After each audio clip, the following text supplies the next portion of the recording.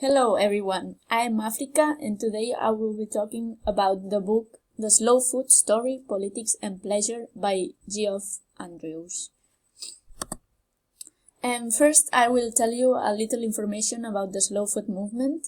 It began in Italy in the city of Bra and was founded by Carlo Petrini, who was a former political activist in the communist movement Partito di Unità Proletaria.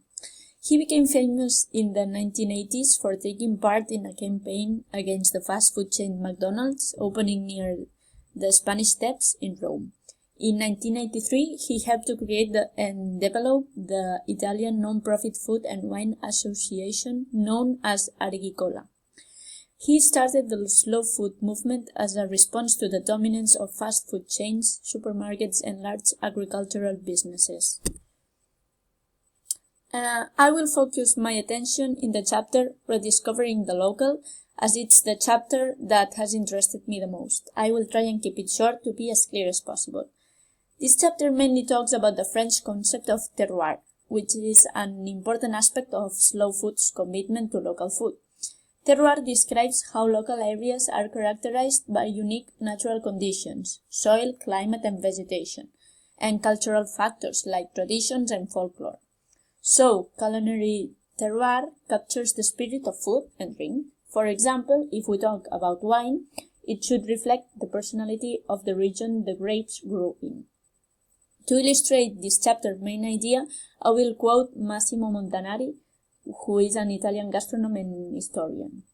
He said that every culture, tradition, and identity is a dynamic and stable product of history, born of complex phenomena of exchange, interaction, and contamination. Food, models, and customs are meeting points amongst different cultures, the fruit of people's travel, of commercial markets, techniques, and tastes from one part of the world to another. So, as he says, food cultures as expressions of local identity are complex and there is no simple and only idea of rootedness. Food is a source of identity, often in conflict with globalization, which can wear away local traditions and impose corporate monocultures. That's why slow food emphasizes the importance of local knowledge, artisan skills, local memory, the respect for biodiversity of land and produce, and wants to defend nature against its destruction by industrial agriculture. So, of course, slow food's local politics and local economy driven by food communities is unable to address the big questions of famine and poverty or the necessity of stimulating free markets, but there are many contradictions with this position. For example, critics of the Italian economy attribute the low numbers of McDonald's and Starbucks to a lack of enterprise on the part of Italian business, although they recognize the value for tourism of traditional slow Italian culture. Petrini uses to talk well about utopias. He says to think big and think positive with no fear of dreaming, inventing, or finding connections between things that seem too different from each other. However, many people who have known Petrini also told Geoff Andrews that he was also a pragmatist.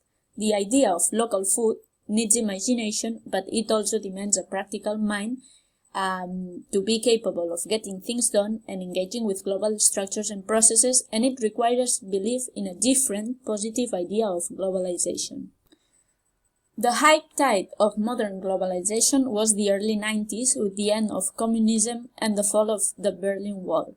But globalization was succeeding in some countries more than others. It brought inequality, particularly in Africa, and was preventing the development of local economies. Slow food has a critical attitude towards negative globalization and is opposed to the thought that liberalization and free trade were the only way for developing countries.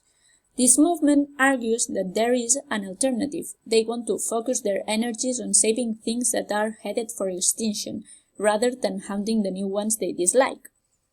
They want to promote the idea of a network of producers and consumers across the globe, and to be a global organization acting on behalf of local food communities. So, slow food is an international actor for the global promotion of the local. This was my summary for the important points in the book, and now I will tell you about my opinion. I picked this up to learn more about the slow food philosophy. It's like avoiding chain stores for consumer products. Slow food is produced by skilled artisans making fair wages. It's geographically and culturally specific. So, for example, a cheese would be different in every town as a product of that particular place and culture. And it uses sustainable, environmentally friendly methods.